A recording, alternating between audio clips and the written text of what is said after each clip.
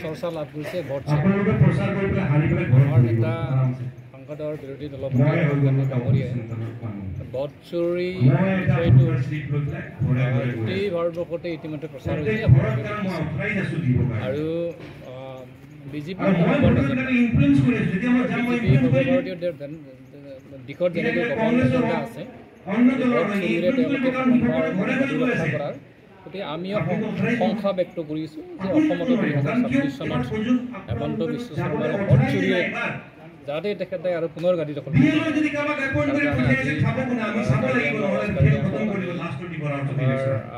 vote চুৰি যাতে vote কৰিব পাৰোঁ অটল বিসংগতি যাতে বিভিন্ন আখোৱাক যাতে আমি ভোট কৰিব পাৰোঁ সেইকাৰণে বুথ লেভেল এজেণ্টৰ জৰিয়তে আমাৰ দলৰ যিসকল কৰ্মকৰ্তা আছে তেখেতসকলক আজি প্ৰশিক্ষণ ভাল লাগিছে দিনত ইয়াৰ